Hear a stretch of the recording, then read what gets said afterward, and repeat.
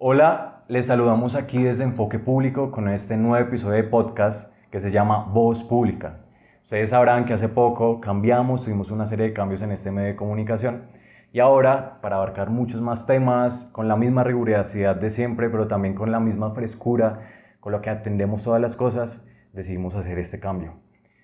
Para este episodio nos acompaña Jason Cajamarca, coordinador de la Mesa de Víctimas en el Ministerio del Interior, para hablar de muchos temas sobre memoria, sobre conflictos, sobre la memoria del conflicto en Colombia y qué se está haciendo en el contexto del gobierno Petro en esa materia. Hola Jason, ¿cómo estás? Muy bien, muchas gracias por la visita y por nuevamente poder compartir. Hola Karen, ¿cómo vas? También te saludo y a Felipe, miembro del equipo. Hola Harold, muy bien. Lista para hablar del tema de memoria en Cundinamarca. Hola, ¿cómo están? Saludo a todos, a Harold, a Karen y a nuestro invitado, a Jason. Sí, aquí listos para escuchar a alguien que sabe el tema. Sí, a Jason no lo conocimos, hagamos un recorderis, lo conocimos el año pasado y entonces pudimos tener un acercamiento con él para saber qué era lo que estaba proponiendo el pacto histórico en Cundinamarca. Hoy nos lo encontramos como este coordinador de la mesa de víctimas en el Ministerio del Interior y pues aprovechamos para preguntarle qué se estaba haciendo ahí porque nos parecía muy curioso este tema y queremos a eso, preguntarte. ¿Cuál es su trabajo dentro del Ministerio del Interior y qué está haciendo el Ministerio? Bueno, yo soy el coordinador no de la mesa, sino del Grupo de Articulación Interna para la Política de Víctimas del Conflicto Armado. El nombre es bastante largo, pero digamos que creo que cada palabra tiene un significado bien importante en lo que es el trabajo con las víctimas. La articulación interinstitucional y dentro del ministerio es muy importante porque es lo que genera que al menos jurídicamente se puedan dar respuestas concretas a las necesidades insatisfechas e inconstitucionales que las víctimas han tenido por el conflicto armado. Gran parte del trabajo del grupo gira alrededor de la atención a una sentencia que es la sentencia T025-2014. Esa sentencia habla del estado de cosas inconstitucionales en las necesidades de satisfacer los derechos fundamentales del pueblo colombiano y concretamente de las víctimas. Entonces, a partir de esa sentencia, el Ministerio del Interior en el 2015 creó este grupo. Es un grupo, yo debo decir que me parece que es un grupo desconocido aún, es un grupo que no se encarga, por ejemplo, de la reparación integral de las víctimas, que es lo que las víctimas necesitan, ¿sí? O sea, no solamente una indemnización, sino también el reconocimiento de la memoria histórica de los hechos victimizantes de los que han sido sujetos. La mesa de víctimas, para hacer esa comparación ahí, ya que lo nombraste, digamos, la mesa de víctimas es un espacio de participación ciudadana, donde las víctimas se agrupan y pues dan los debates que tienen que dar y eso genera el acercamiento con las entidades públicas. El grupo es una entidad, hace parte, perdón, de la institucionalidad. Eso es un poco lo que es ese grupo. Bueno, Jason, cuéntanos un poco más sobre ese trabajo que has desarrollado en el ministerio. Sería bueno como mostrarle o presentarle cuáles son tus funciones a nuestra audiencia de la forma más, vamos, esquemática que se pueda. Por ejemplo, ¿qué has hecho? ¿A qué te dedicas en estos meses en el ministerio? Yo me he dedicado a recorrer los territorios. Considero que parte de lo que tenemos que hacer como gobierno del cambio, por aparte porque es la promesa que hicimos hace un año cuando nos conocimos, era que íbamos a estar en los territorios más desfavorecidos, más solos, donde más el olvido ha llegado. Y he intentado acercarme tanto a la institucionalidad como a las mesas de víctimas para poder escucharnos. ¿Sí? Creo que hay que hacer una reconfiguración de la estructura del trabajo con las víctimas en todo el país. Eso depende de todas las entidades que tienen que ver con víctimas. ¿Sí? De hecho, hay que hacer una reconfiguración, una rearquitectura de casi todo el Estado colombiano. Parte de eso es nuestra misión. Y parte de eso fue lo que también dijimos que íbamos a hacer. No ha cambiado nada lo que dijimos a lo que estamos haciendo.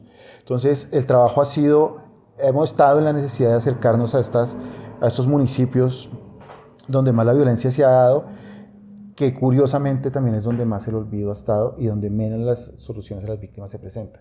A mí me encantaría decir que llego a un municipio y que veo que hay gente indemnizada, que se ha adelantado en la garantía de derechos, pero No es así. La mayoría de municipios encuentra uno las mesas y a los líderes, porque no todos los líderes de las víctimas están unidos en las mesas, sino también hay muchos líderes independientes que no han logrado satisfacer las necesidades básicas. ¿Sí? No estamos hablando de una indemnización que los convierta en millonarios. Estamos hablando de la necesidad de poder tener una vivienda digna, salud digna, trabajo digno, un techo. No se ha logrado hacer. Quiere decir que hay un fracaso en la política pública de víctimas del conflicto armado. O sea, la ley 1448, si bien es muy poética en su escrito, no alcanza a satisfacer las necesidades. Yo estoy intentando satisfacer, al menos en los municipios en los que estamos, algunas necesidades básicas, pero también generando un compromiso de que las víctimas sepan que hay un enlace directo entre ellas y la institucionalidad, porque eso nunca se ha presentado. Entonces, quiero ser un puente como siempre lo hemos sido en otros espacios y en otras luchas que hemos dado, pero pues esa es la que estamos en este momento y ese es mi trabajo hasta donde esté. Jason, hablando de este tema, nos cuentas que pues hay como, faltan muchas cosas desde la institucionalidad colombiana para responderlas a las víctimas. ¿Cómo se debería hacerlo después de los acuerdos de paz? ¿Qué pasó? ¿Qué balance encuentras? ¿Qué encuentras cuando llegas al ministerio de lo que pasó de 2018 a 2022, que es el tiempo que se supone es el primer tiempo de aplicación de los acuerdos de paz? Bueno, yo ya no soy activista, no estoy como activista, estoy como un funcionario público, así que tengo que ser muy responsable con lo que diga. Pero hay una medición muy concreta, ¿sí? Para que se den cuenta, y es que ni los compromisos que se hicieron en el acuerdo de paz, ni las recomendaciones de la Comisión de la Verdad hoy están siendo implementadas en la ley de víctimas, ni tampoco en el grupo, ¿sí? O sea, hay una desactualización normativa que demuestra el desinterés también del Estado, ¿sí? Que no garantiza los derechos, ¿sí? Desde ahí ya se puede hacer la medición. O sea, si sabemos que en el acuerdo de paz, un evento tan importante para el pueblo colombiano y para las víctimas que eran el centro del acuerdo de paz, hoy no se tiene en cuenta en el grupo de articulación interna, normativamente aún no se ha logrado, lo vamos a lograr dentro de muy poco, que esos acuerdos, que esos compromisos de los acuerdos de paz estén ahí, o las recomendaciones de la Comisión de la Verdad, pues fallan cosas. Y pues lo otro es que ustedes estoy seguro que en sus municipios siempre hay víctimas, ¿sí? Y se podrán dar cuenta que la situación es igual. Desde ahí está el fracaso, ese es el mejor termómetro. O sea, si la situación de las víctimas sigue siendo la misma, si ni siquiera en el tema psicosocial se ha hecho una evaluación de qué pasa por la cabeza de una mujer que es empalada por grupos armados, pues es un fracaso, porque como sociedad no avanzamos. Y eso lo que va a generar es que los hechos victimizantes se sigan repitiendo, porque en el ejemplo de la mujer, cada vez que se acuerde de eso, pues genera unos daños también en su entorno. Esa es una misión que tenemos. Yo espero que se pueda avanzar en eso, o sea, que sea una reparación, claro, como lo dice la norma, integral, pero también que pueda tocar otros aspectos, entre ellos el trabajo psicosocial, el trabajo de la familia, el trabajo cómo las víctimas nos comportamos en sociedad. Y yo pues me incluyo porque yo también he sido víctima, ¿sí? Yo fui víctima de exilio, he sido víctima de persecución, víctima de amenaza política y lo que podrían llamarse hechos torturantes por parte de la fuerza pública también. Entonces, pues yo también soy una víctima. Entonces, en este caso, el enlace con las mesas ha sido un poco más sencillo porque estamos de tú a tú. Es posible que dentro de la complejidad de los acuerdos de paz y de la complejidad de la normativa, que no siempre va a la par de los asuntos que pues necesitan las víctimas, haya un punto que quisiéramos rescatar, sobre todo en Cundinamarca, y en este enlace Cundinamarca-Bogotá, que casi siempre es como una relación pues bastante cercana con la centralidad, pero que igualmente pues se siguen desatendiendo estos temas de conflicto armado y de víctimas. En ese orden de ideas quisiéramos preguntar qué ha pasado en Cundinamarca respecto a la memoria del conflicto y pues cómo los diferentes gobiernos locales han logrado o no tramitar dicha memoria. Cundinamarca es un caso particular, lo que yo creo que se llena de olvido por la cercanía que tiene con Bogotá. Los temas de Bogotá terminan invisibilizando lo que sucede en Cundinamarca, ¿sí? El bloque capital de los paramilitares fue famoso porque era el bloque capital y se pensaba que estaba solamente en Bogotá. pero tenía presencia en distintos sectores de Cundinamarca. Los grupos de las FARC, perdón, creo que el Frente 42, creo que fue el que estuvimos allá. Ese frente no progresó mucho porque la gente no estaba pensando en Cundinamarca en términos de guerra. Y los hechos victimizantes en Cundinamarca, en este caso, no han sido, ni siquiera la Comisión de la Verdad estuvo en Cundinamarca haciendo un análisis fuerte. Tuvo algunos capítulos en el Sumapaz, pero digamos, para la región Sabana de Occidente, para el Gualibá, para el Guavio, pues no ha habido un estudio certero de la violencia. En términos históricos, digamos, en la lucha de los bandoleros, por allá por los 50, tampoco Cundinamarca no ha sido muy reconocida en sus análisis históricos. ¿Sí? Sangre Negra y el teniente Sendales tuvieron presencia militar en Cundinamarca, ¿sí? Pero eso no aparece en los textos, ¿sí? Porque entonces la línea de la historia de la violencia en Colombia hace mucho más parte de Tolima, de Huila, parte de Boyacá y del centro. Y Cundinamarca se olvida siempre porque los estudios están concentrados en la capital. El caso del bloque capital es muy particular porque ahí influyeron muchos sectores, ¿sí?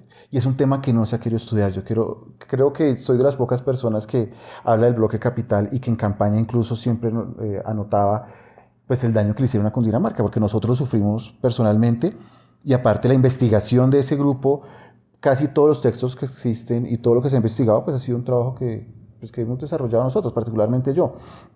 Pero es muy particular porque ahí influyeron políticos muy fuertes, ¿sí? De una capacidad de manejo de la institucionalidad muy grande. Y otros políticos que eran, digamos, muy poco representativos en el momento, con la llegada del bloque capital en Cundinamarca crecieron mucho, ¿sí? O sea, terminaron siendo gamonales en una región sin tener absolutamente nada. Entender eso desde la violencia, entender eso desde la historia, es entender el olvido. Porque nosotros, el bloque capital nunca se desmovilizó. Nosotros no encontramos jamás una entrega de armas por parte de los comandantes de los grupos paramilitares en Cundinamarca, ¿sí? Pero del otro resto del país sí, y el país desconoce tanto la historia, o sea, le importa tan poco lo que pasa en Cundinamarca que nadie nunca ha preguntado por qué el bloque capital no se ha desmovilizado. Volvieron a aparecer en el 2020 con las amenazas que nos hicieron las Águilas Negras como bloque de emergencia capital, pero nunca se ha preguntado por eso. Entonces, Cundinamarca, la memoria de Cundinamarca está por escribirse, está por hacerse, en lo bueno y en lo malo, porque Cundinamarca tiene historias bellísimas, como también tiene unas historias muy difíciles, y tienen que ser contadas, en parte para poder sanar también. Nosotros hacemos presencia en una vereda de Faca que se llama La Tribuna. Digamos, desarrollamos algunas actividades deportivas, culturales y políticas con ellos allá. Y en ese territorio hizo presencia el bloque capital, particularmente, se me olvida en este momento el nombre del frente. Las familias siguen con los hechos victimizantes porque recuerdan lo que sucedía, pero también muchos de esos bloques siguen haciendo presencia militar en esa zona. Hace parte de la verdad que necesitamos. Devolviéndonos un poco en el tiempo y para contextualizar, poner como en contexto a la gente, 1978, el Estatuto de Seguridad con Turbay. Hay una emergencia de violencia y la respuesta institucional es el Estatuto, por decreto. Creo que es el decreto 1923. Pasa que hay como una alianza entre el ejercicio de la fuerza pública para controlar a lo que serían las guerrillas con la violencia pues, legal del ejército y de la policía. Y esto se mezcla con otro fenómeno que viene paralelo y casi que como en simbiosis con el Estado, que es el paramilitarismo en ese entonces. Pero ya para los 90s es que emerge esto que se llama el bloque capital en Cundinamarca, que es como el último, más o menos el último bloque que aparece de los paramilitares. No hay una desmovilización de ese bloque, una desmovilización efectiva, y logran de alguna manera al día de hoy mimetizarse como con otros grupillos, por así decirlo, con los rastrojos, con las autodefensas gaitanistas. Hay muchos grupos, inclusive las Águilas Negras, y toman esa sombra de lo que antes fue conocido como el bloque capital y ahora es un montón de grupos que no son reconocidos como paramilitares, sino como otros grupos BACRIM. Es bastante curioso, diferente por ejemplo a las FARC, que sí se les sigue llamando FARC, sea lo que sea. Entonces, en este contexto de violencia también hay unas luchas de fuerzas alternativas, por ejemplo, en lo que es Sabana de Occidente, en FACA, en FUNSA, donde simpatizantes también del M-19, personas que venían de militar de ahí, que pasaron por el proceso de acuerdo de paz con el gobierno, pues se ven afectadas porque son amenazados y porque también se da un hecho desastroso en el que es asesinado Aldemar Campos en Funza para los 2000. Tú también eres, digamos, parte de esa historia de lo que pasó y que no se ha contado como tal. Y en FACA especialmente también ustedes tenían un activismo con su familia, su papá Gerardo Cajamarca, que fue concejal, tengo entendido, en el municipio. Y todos esos hechos de violencia que nos cuentas en la tribuna, que, bueno, de hecho hasta se encontraron cadáveres descuartizados. Entonces, ustedes se tienen que ir. ¿Qué pasa ahí en esos años? ¿Qué pasa con ustedes viendo la violencia acá, cercana, y que, bueno, al parecer no les prestan atención? Es que yo duré muy poco tiempo en el exilio. Yo salí con toda mi familia en el 2003 y yo duré un año. Mi familia decidió quedarse, pero yo decidí volverme porque los afanes de la juventud me obligaban a seguir en la pelea acá y seguir haciendo lo que hacíamos. Nosotros, digamos, en Facatativá habían distintas formas de identificar la llegada de los paramilitares en el 2003. A mí particularmente me interesó el tema cuando mataron a un amigo mío que se llamaba Camilo, era consumidor de marihuana y él fue asesinado por los paramilitares en lo que llamaban ellos limpieza social, que no son más que crímenes vulgares. Y comenzaron a caer muchas personas. Y yo como estudiante, con otros compañeros, con otros amigos, comenzamos a ir colegio a colegio. Estábamos en el colegio, yo estaba en 11. Comenzamos a ir colegio a colegio a citar, a contar lo que estaba pasando y a invitar a todos los jóvenes a que nos organizáramos y nos opusiéramos a la limpieza social. Repito, mal llamada limpieza social. Eso, hicimos una sesión en el consejo, hicimos una muy pequeña manifestación, muy pequeña porque obviamente todo el mundo estaba muy asustado en ese momento y muy pocos estábamos saliendo. Gerardo Cajamarca, sí, él era concejal, también hizo algunas denuncias y eso se mezcló pues con las amenazas a los dos y tuvimos que salir del país. Estando en el exilio, si no estoy mal, fue el 4 de enero del 2014, que mataron a Aldemar. Pues nos llamaron, que habían matado a Aldemar. Aldemar era literal, como un padre político para mí. Es un hecho muy violento porque fue asesinado frente a sus dos hijas. Y el asesinato de Aldemar cambió mucho también en mí la visión de lo que tocaba hacer, ¿sí? La presencia de los grupos paramilitares, lejos de apaciguarse después de ese asesinato y después de las cosas que sucedieron en Cundinamarca, se profundizaron en su violencia. Pero había algo mucho más triste y era la aceptación popular. Y eso creo que hay que nombrarlo porque hace parte también de los hechos victimizantes y es la aceptación de la violencia como una forma de control social, de control político y de control económico. Había una aceptación del paramilitarismo y eso no se puede negar, ¿sí? Pues era el momento en que Uribe estaba en su etapa más alta, ¿no? Estaba en el 85% de favorabilidad, era muy difícil que la gente no estuviera de acuerdo. Y ellos se vendían alrededor de decir que estaban limpiando las calles de drogadictos, de ladrones y demás. Entonces había una aceptación.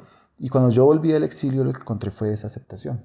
Y como yo era activista, bueno, lo seguiré toda la vida, parte de lo que yo hacía era pues, un llamado, como siempre, a la rebelión, a la resistencia y demás. Los hechos de violencia estaban mucho más arraigados y la fuerza pública estaba mucho más, digamos, se sentía mucho más respaldada para hacernos lo que nos hacía, ¿sí?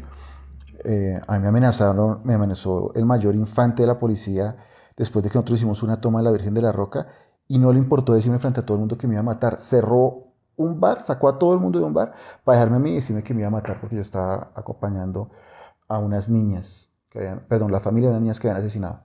No le importó porque sentía el respaldo de esa fuerza oscura que estaba todavía en la tribuna. Yo no sé, creo que todavía está. Y lo repito lo que decía ahorita, y ciertos políticos que no son, bueno, ellos nunca van a ser nadie porque son los criminales, así estén en el Congreso.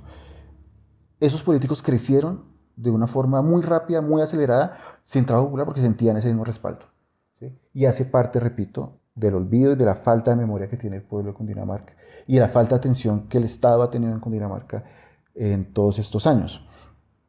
Eso era lo que vivíamos en ese momento cuando volvimos, ¿sí? O sea, una aceptación, y nos veían como locos por estar en contra de lo que estaba hablándose en ese momento como política de seguridad ciudadana de Álvaro Uribe Vélez. Entonces nosotros hacíamos manifestaciones el 1 de mayo con 80 personas porque el resto les daba miedo salir, ¿sí? Cuando íbamos y hablábamos de derechos humanos, particularmente yo, en ciertas zonas de Facatativá, pues era visto también como un bicho raro, porque ellos entendían en ese momento en el discurso de Álvaro Uribe Vélez cuando decía que los defensores de derechos humanos éramos el enemigo, pues ellos entendían también en nosotros el enemigo, ¿sí? Y la gente entendía eso. Los tiempos han cambiado, hay mucha más madurez política, pero pues la situación siempre fue esa en ese momento. Lo que nos cuenta es una experiencia muy, muy compleja y muy fuerte, y que en el papel o en la a raíz de la violencia política en nuestro país, en este caso el departamento, pues yo creo que le deja a muchas víctimas preguntas, les deja más que todo dudas y miedo. Entonces, quizá un poco desde tu experiencia y lo que has podido recabar, no solo ya desde lo personal, sino en estos años de activismo y ahora en el trabajo en el ministerio, quisiera que nos contaras un poco sobre cómo las víctimas tienden a afrontar las situaciones que han atravesado, qué les queda a las víctimas y cuál es ese camino que deben tomar una vez han pasado todos estos hechos. No sé, digamos que en el caso de nosotros en la región, yo creo que nos hemos concentrado más en la resistencia que en sanar ciertas cosas. Y yo me doy cuenta cada vez, por ejemplo, que hablo de Aldemar, ¿sí? Es un tema que no está sano. Hace parte de lo que hablaba ahorita de la necesidad de hacer un trabajo psicosocial también de sanación propia.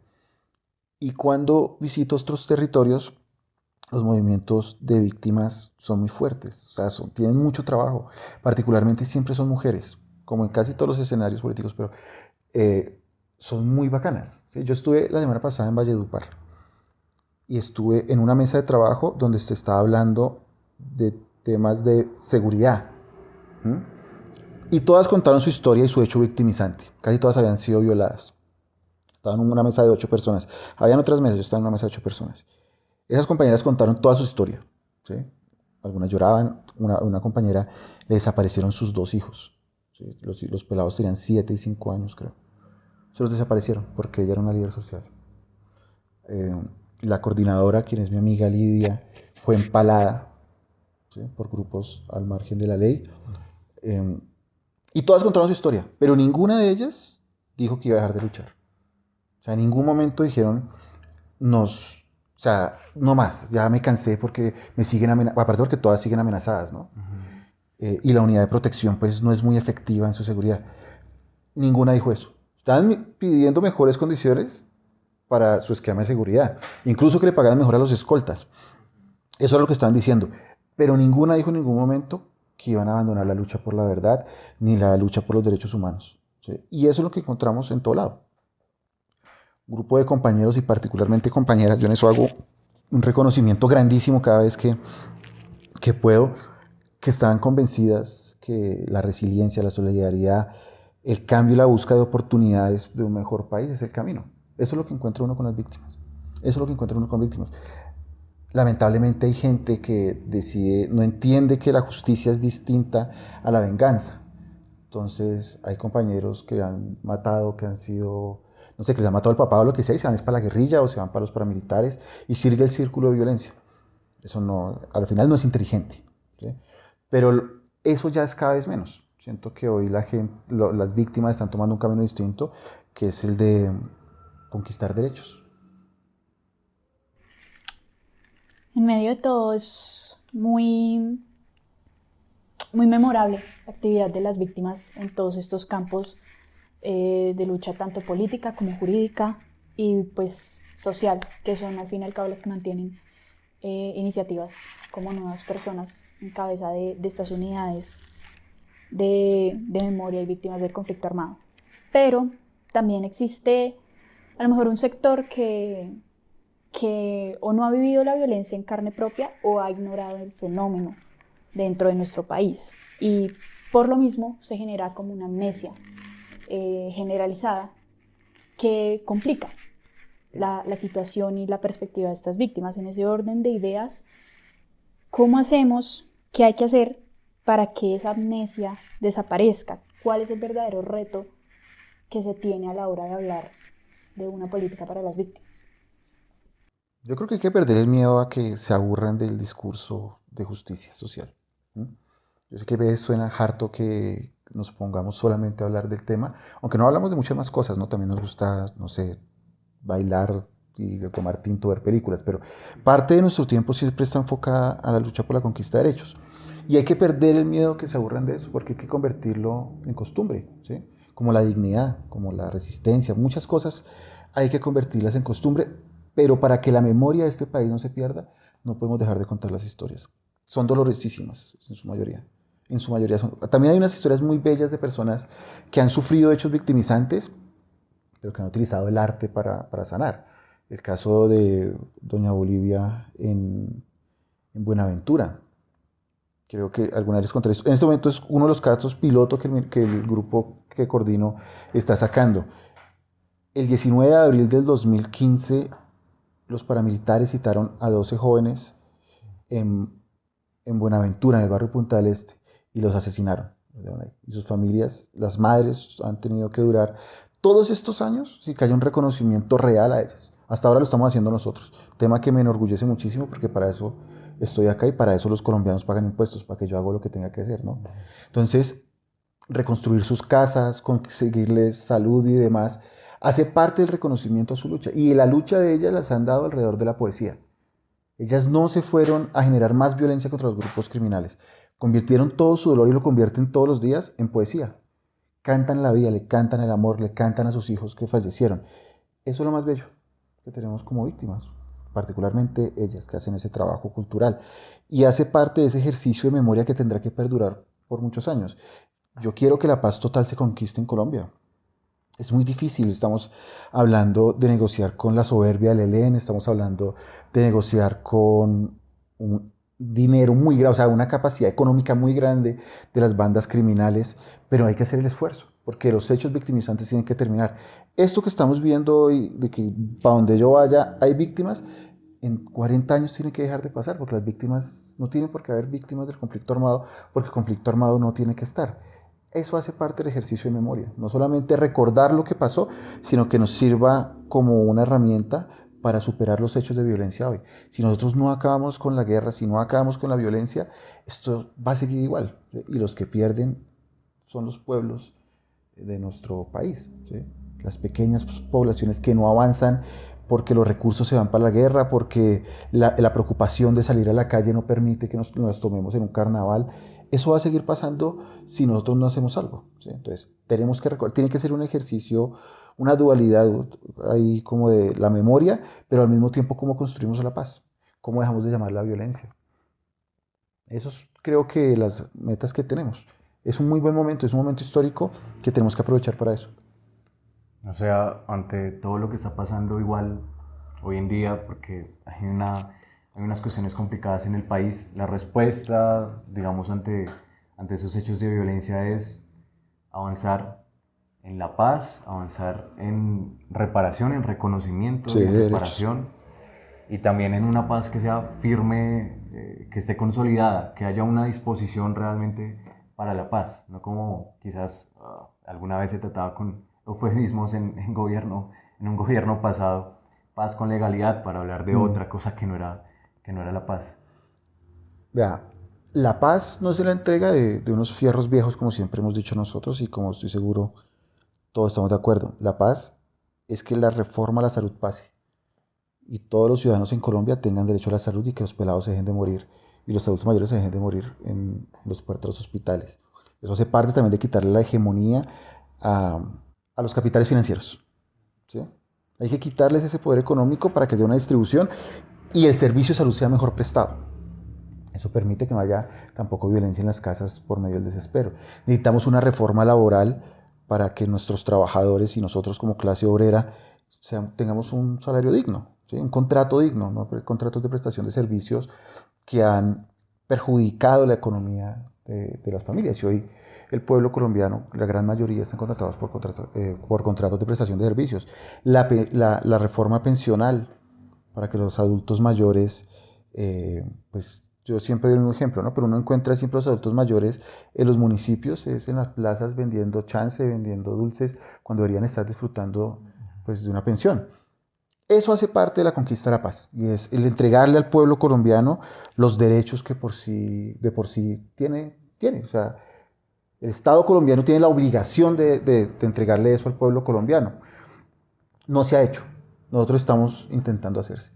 Esa es la consecución de la paz. Si nosotros tenemos justicia social, si nosotros tenemos oportunidad de ir a una universidad gratuita, laica, de calidad, pues seguramente los hechos victimizantes van a bajar muchísimo, pues porque no vamos a seguir en la espiral de guerra, si nos vamos a dedicar a estudiar, a buscarle ciencia a este país. Eso es lo que tenemos que hacer, construir justicia social. Esa es la primera tarea. Ahí vamos a comenzar a acabar con la guerra en este país. Bueno, Jason, ahorita ya para terminar, se vino una contienda electoral de elecciones locales y regionales en el país. Desde el año pasado se viene dando una lucha en Cundinamarca desde sectores alternativos, en específico del Pacto Histórico, que logró 2 curules en la Cámara de Representantes por Cundinamarca. ¿Usted cómo ve la contienda en Cundinamarca? ¿Qué posibilidades ve? ¿Cómo está esa lucha electoral? ¿Y qué podría ser, digamos, de estos sectores alternativos en esas elecciones, tanto a nivel departamental como a nivel municipal, en los cientos de municipios del departamento? Yo soy funcionario público y no puedo hablar de política. Mejor, sí puedo hablar de política, lo que no puedo hablar es de elecciones. Pero yo creo que un derecho que tiene en la Constitución todo colombiano es a elegir y a ser elegido. Y es el momento de que quienes sean elegidos en realidad representen la voluntad popular. Es el momento que los consejos municipales se llenen de jóvenes, se llenen de mujeres lideresas, se llenen de el sector campesino que tanto lo necesita. Se llene de clase popular. Creo que el triunfo que tuvo el Pacto Histórico el año pasado y los que ha venido teniendo, porque ha venido teniendo bastantes triunfos, lo que demuestra es que muchos han perdido el miedo, hemos perdido el miedo. Y ya no nos da miedo arriesgarnos a hacer un ejercicio político, ¿sí? Este año tiene que ser mucho más certero. Yo confío en que las decisiones se van a tomar muy bien y los jóvenes van a salir a tomarse los consejos, las alcaldías, las asambleas, las gobernaciones. Las mujeres van a salir, tienen que dejar de estar atrás. Yo en eso soy bien fastidioso con las compañeras en Cundinamarca y ahora en todo lado que voy, ¿sí? Y es que tienen que dejar de estar atrás acompañando a los hombres líderes, sino tienen que tomarse las banderas del cambio, porque siempre están ahí. Las mujeres siempre han sido el motor de la transformación política de este país, pero han terminado liderando hombres. Este año eso va a cambiar. Y considero que en Cundinamarca muy seguramente la gente se empoderó, porque nunca habíamos ganado. El último congresista que había habido de Cundinamarca era Gustavo Petro, de hecho. Ahora hay 2. Yo espero que estén haciendo el trabajo a conciencia, que lo estén haciendo bien. Y seguramente eso va a seguir dándonos ejemplo a nosotros también. Bueno, Jason, gracias por concedernos este tiempo para hablar de tantos temas que quedan ahí, que están en el ambiente, sobre todo lo que hablábamos en este departamento, en el centro del país, de lo que no se ha hablado mucho. Y bueno, gracias Karen, gracias Felipe también por acompañarnos. Gracias por la visita, repito. Y acá siempre van a estar bienvenidos para que podamos dialogar. Y el trabajo que hacen es muy importante, de lograr comunicar. Eso es muy importante para que la gente vea que hay otras visiones.